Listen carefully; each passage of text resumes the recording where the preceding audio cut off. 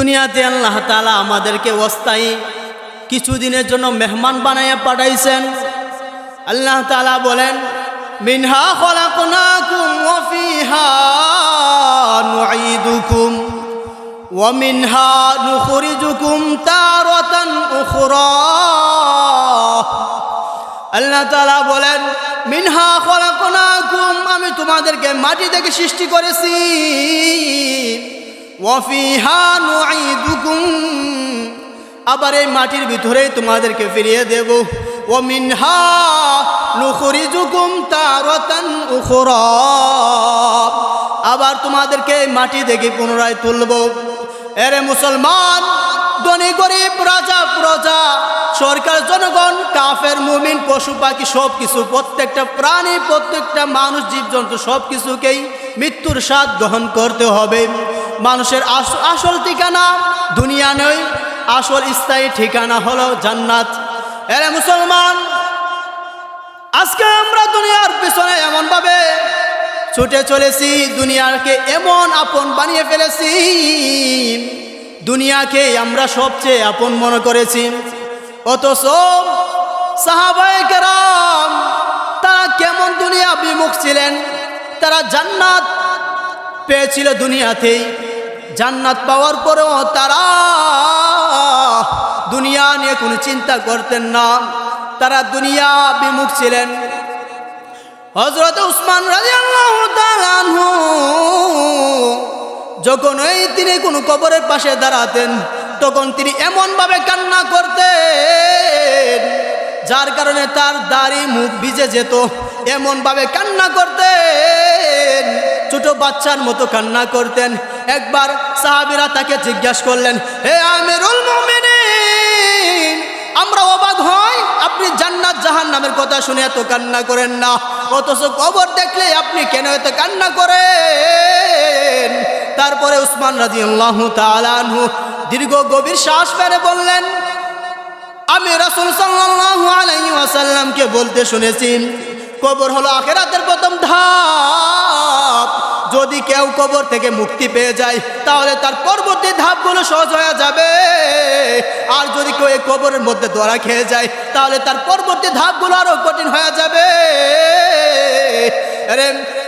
তারপরে তিনি আসমানের দিকে তাকায়া আবার বললেন, আল্লাহর কসম, আল্লাহর কসম, আমি ভয় পাই এই অন্ধকার কবরকে।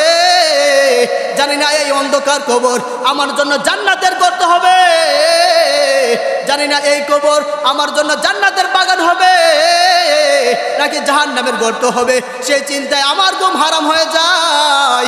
আমি যখন এই চিন্তা করি তখন আমার খানা পিনা ভালো লাগে না। যখন আমার চিন্তা হয় তখন পরকালের ভয় আসে আমার ভিতরে, মৃত্যুর ভয় আসে আমার ভিতরে, কবরের ভয় আসে আমার ভিতরে, তখন আমার খানা পিনা ভালো লাগে না, তখন আমার কোনো কিছুই ভালো লাগে না, আমার চোখে ঘুম ধরে না। ওরে মুসলমান, এরপরে তিনি আবার ছোট বাচ্চার মতো কান্না শুরু করে দিলেন। এরে মুসলমান, সাহাবায়ে কেরাম দুনিয়ার চাইতে পরকালে চিন্তা করতেন বেশি, দুনিয়ার ভয়ের চেয়ে কবরের ভয় বেশি করতেন, পরকালের ভয় বেশি করতেন, আখিরাতকে নিয়ে চিন্তা ফিকির বেশি করতেন। তারা দুনিয়া চিন্তা করতেন না। অথচ রাসূল তাদের সম্পর্কে বলেছেন, হযরত আবু বকর ফিল জান্নাহ, ওমর ফিল জান্নাহ, উসমান ফিল জান্নাহ, আলী ফিল জান্নাহ। আমার আবু বকর জান্নাতি, উসমান জান্নাতি, আলী জান্নাতি, হযরত ওমর জান্নাতি। সাহাবায়ে কেরাম দুনিয়াতে থাকা অবস্থায় জান্নাতের সুসংবাদ পাইয়া গিয়েছে। সাহাবায়ে কেরাম দুনিয়াতে থাকা অবস্থায় জান্নাতের টিকিট পাইয়া গিয়েছিল। তারা দুনিয়াতে থাকা অবস্থায় জান্নাতের সুসংবাদ পাওয়ার পরেও তারা এত চিন্তা করে, মৃত্যুর জন্য ভয় করে, কবরের জন্য ভয় করে, জাহান্নামের চিন্তা করে। অথচ আজকে আমাদের অবস্থা দেখলে মনে হয় 4-5টা জান্নাত কিনা রাইখা দিছি। আমাদের অবস্থা দেখলে মনে হয় 4-5টা জান্নাত কিনা রাইখা দিছি। অথচ সাহাবায়ে কেরাম তারা দুনিয়াতে থাকা অবস্থায় জান্নাতের সুসংবাদ পাইয়া গেছে, দুনিয়াতে থাকা অবস্থায় জান্নাতের টিকিট পাইয়া গেছে। তবুও তো তারা দুনিয়ার জন্য এত পাগল ছিল না। আখিরাতের চিন্তায়, মৃত্যুর ভয়ের চিন্তায়, কবরের আযাবের ভয়ে তারা সব সময় চিন্তা করত। সাইয়্যিদিনা হযরত আবু বকর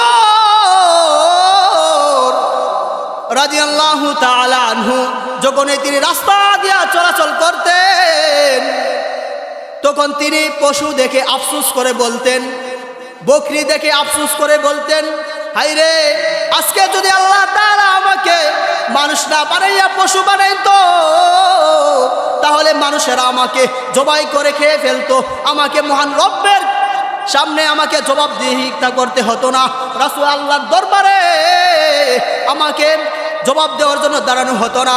সাইয়্যিদিনা হযরত উমর রাদিয়াল্লাহু তাআলা আনহু যখন তিনি রাস্তা দিয়া চলাচল করতেন, তখন তিনি গাছপালা লতা পাতা দেখে আফসোস করে বলতেন, আইরে আল্লাহ যদি আজকে আমাকে মানুষটা বানাইয়া গাছ বানাইতো, লতা পাতা বানাইতো, তাহলে গাছপালার পাতার মতো জোরে শুকাইয়া আমি পয়রা যাইতাম, মহান রবের কাছে আমাকে জবাব দেওয়া হতো না।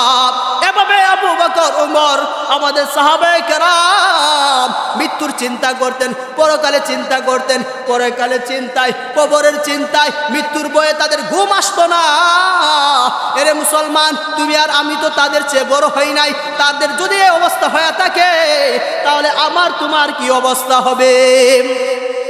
আল্লাহ তাআলা আমাদেরকে দুনিয়াতে পাঠাইছেন অল্প কিছু দিনের জন্য মুসাফির বানাইয়া। রাসূল হাদিসের মধ্যে বলেন, কুন ফিদ দুনিয়া কান্নাকা গারীব আও আবিরু সাবিল। তোমরা দুনিয়াতে এমন ভাবে জীবন যাপন করো, দুনিয়াতে তোমরা এমন ভাবে চলাফেরা করো, দুনিয়ার ভালোবাসা, দুনিয়ার সম্পদ সব কিছুর মায়া ভিতরে ঢুকাইও না। দুনিয়াতে তোমরা এমন ভাবে জিন্দগি চালাও, এমন ভাবে চলাফেরা করো যেন তুমি একজন মুসাফির, যেন তুমি একজন ভ্রমণকারী, যেন তুমি একজন পথচারী। আসছো অল্প দিনের জন্য, চিরকাল এখানে থাকবা না। এই দুনিয়া তোমার আমার জন্য চিরস্থায়ী ঠিকানা না, আমাদের আসল ঠিকানা জান্নাত।